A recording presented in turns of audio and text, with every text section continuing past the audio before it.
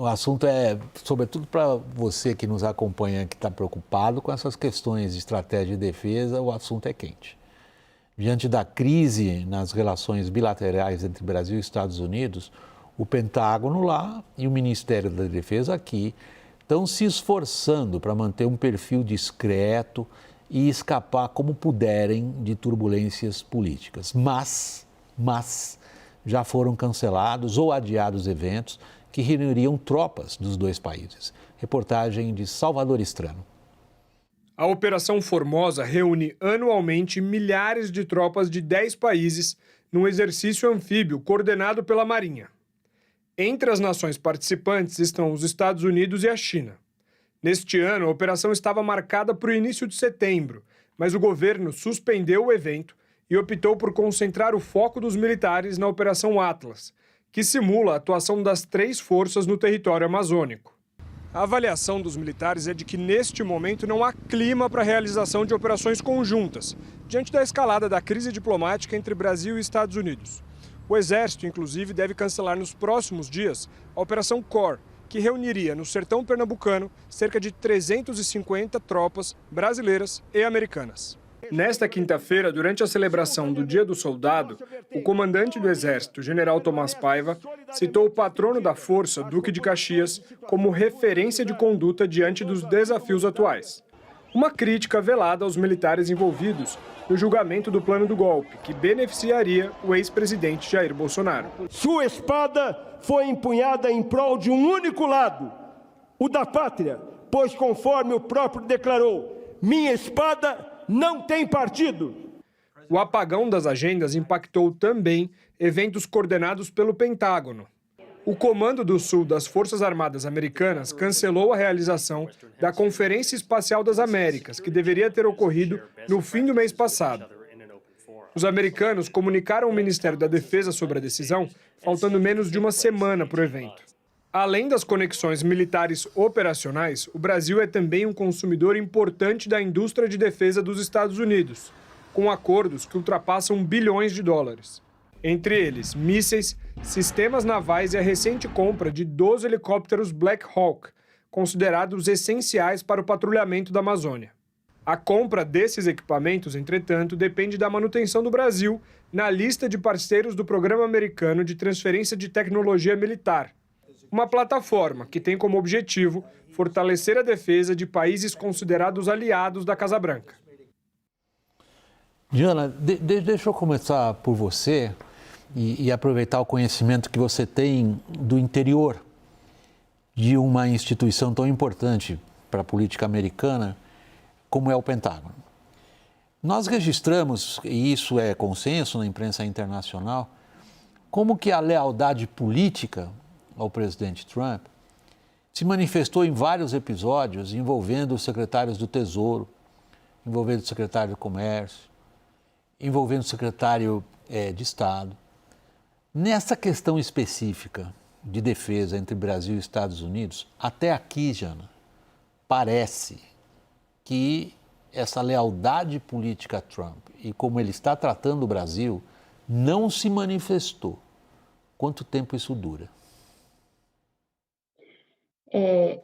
Com certeza, o cancelamento ou adiamento dos treinamentos conjuntos são uma indicação de que você começa a ver um pouco mais de envolvimento político na parte da relação militar, né? A relação bilateral militar. Isso é preocupante. No caso em particular da Operação Formosa, sempre foi complicado, porque como é uma operação com a China, sempre teve uma dança muito delicada no qual os Estados Unidos e a China nunca estavam presentes no mesmo momento, para que eles não treinassem lado a lado. Seria muito complicado para os dois países, que são rivais militares, treinarem lado a lado. Então, a Operação Formosa é um pouco mais compreensível. Já as outras operações que são bilaterais mesmo, não envolvem outros países, e cancelamentos de última hora são preocupantes. Dito isso, nesse exato momento, essa semana, os líderes militares dos países da América do Sul estão na Argentina reunidos em algo que se chama South Deck. E aí há também representação brasileira.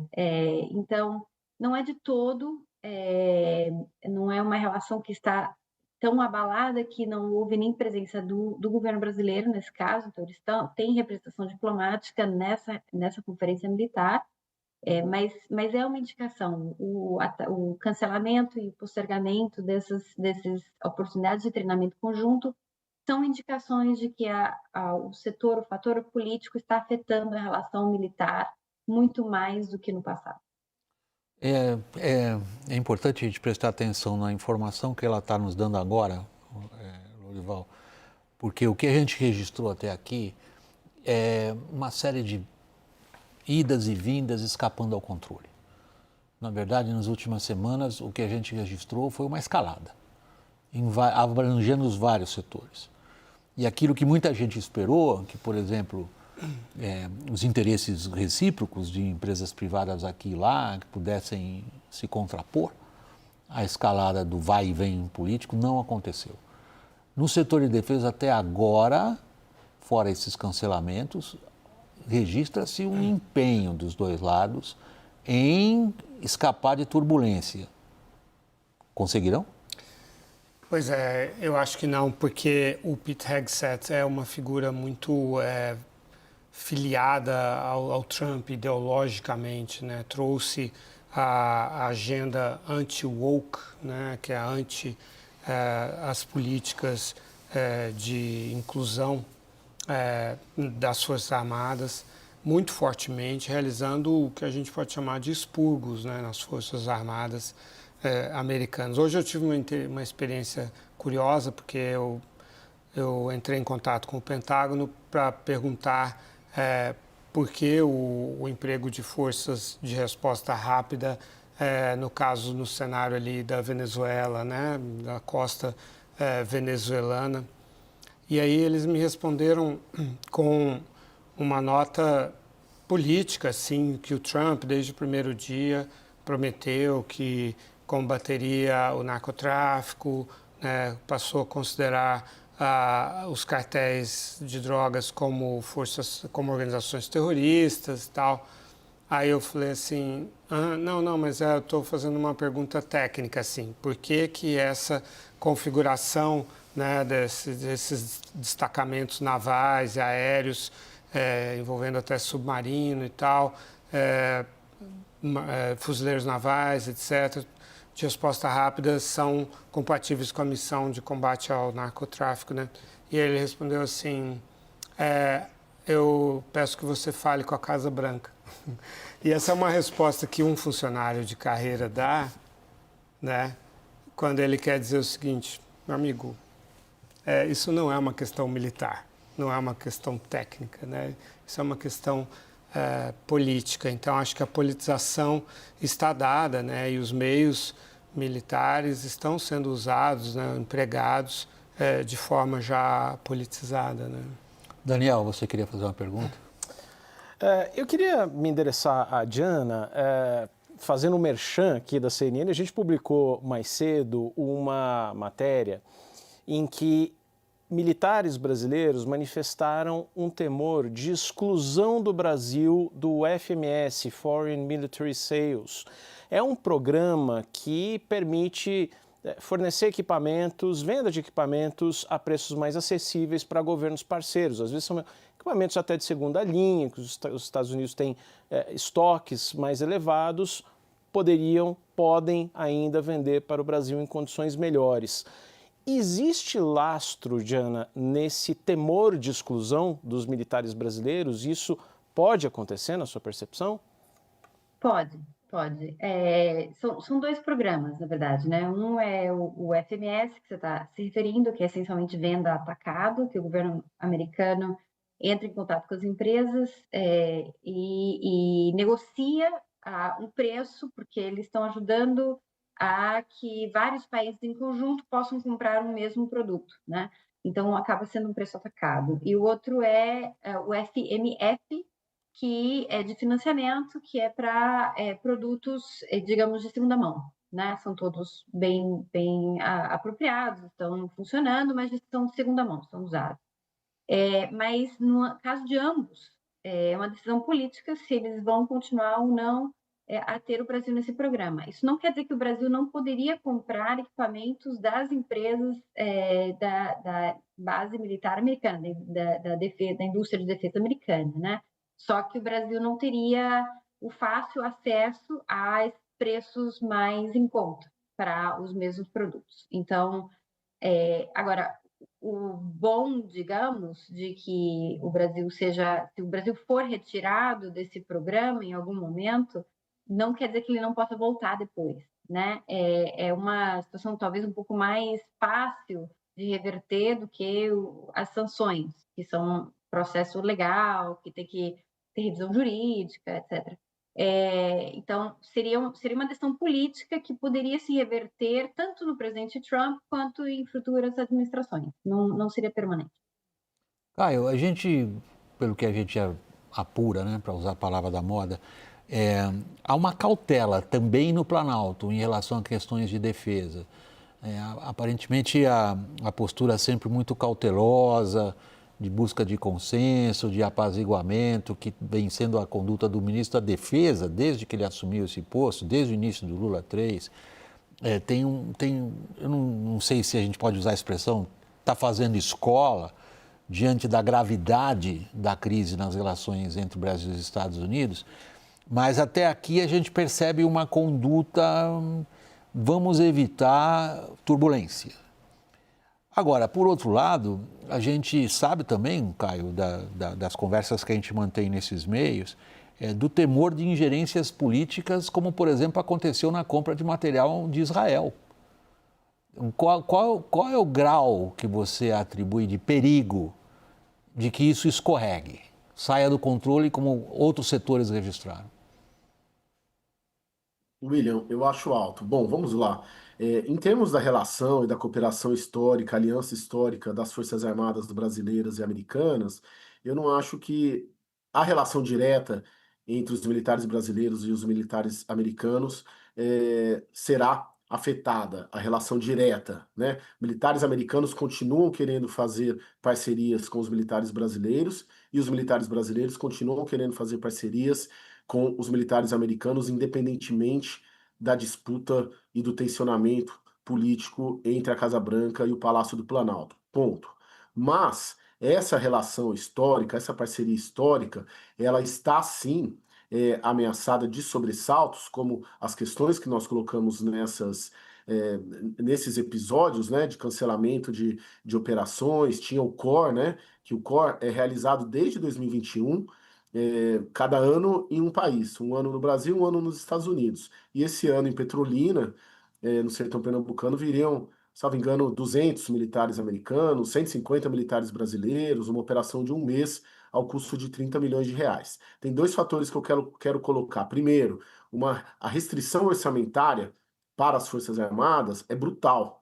Nossas Forças Armadas estão sucateadas, né? Assim, gravíssima a situação em um momento em que o mundo, principalmente a Europa, amplia o percentual de gastos com defesa, né, o percentual de participação. Tem uma PEC lá que o ministro José Múcio tenta aprovar desde o começo de 2023 e não vai ser aprovada, porque há um resquício do petismo, do Palácio do Planalto com os militares por tudo que aconteceu no 8 de janeiro e durante o governo Bolsonaro, a politização dos quartéis.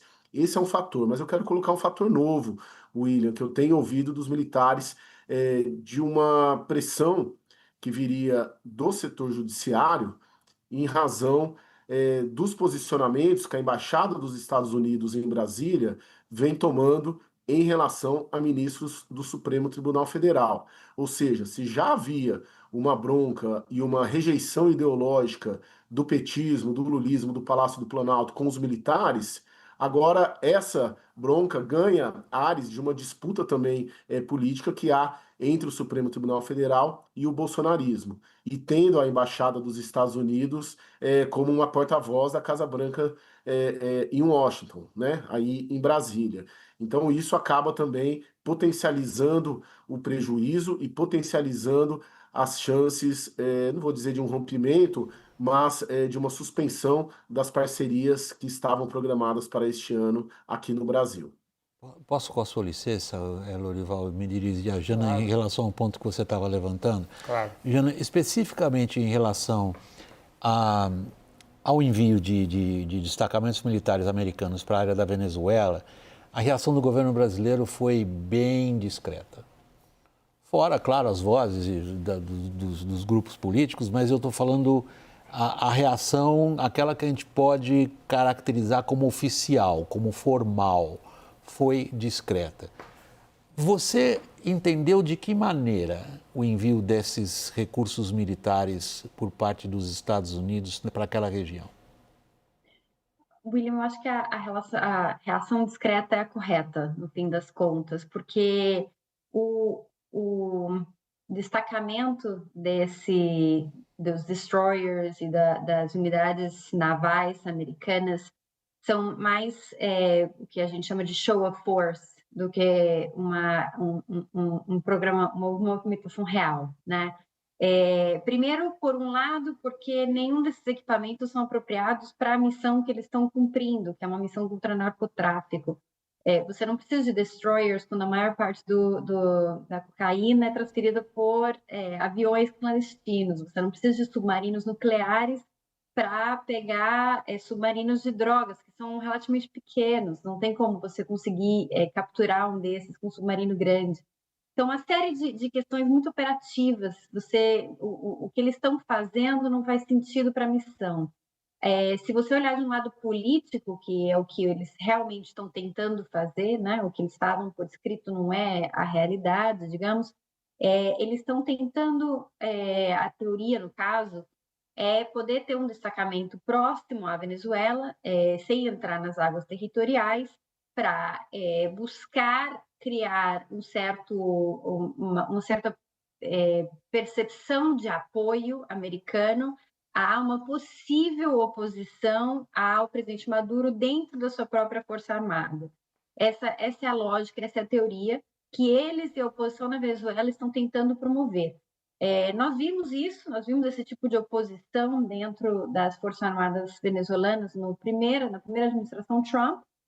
Eu acho pouco provável que aconteça nesse caso em particular, um pouco porque é um governo Trump muito diferente, é um governo Trump que não tem uma posição unida, no caso da Venezuela em particular, mas mesmo que houvesse, mesmo que a teoria que eles estão tentando testar acontecesse, que fosse um grupo de militares venezuelanos que fosse tentar tirar o regime do Maduro, ou o próprio Diosdado Cabello decidisse fazer isso, esse destacamento não seria de grande utilidade para esse grupo militar venezuelano teórico, digamos, né?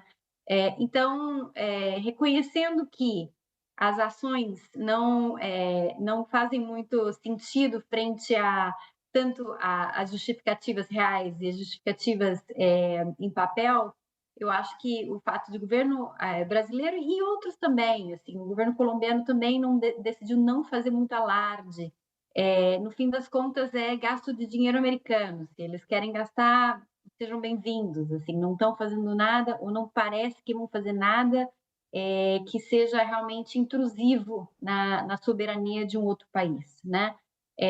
Então, parece uma decisão estratégica simplesmente deixar que aconteça, e se realmente alguma ação mais concreta acontecesse, aí sim, tanto os governos da região poderiam se manifestar, né? Mas nesse momento não há necessidade para isso.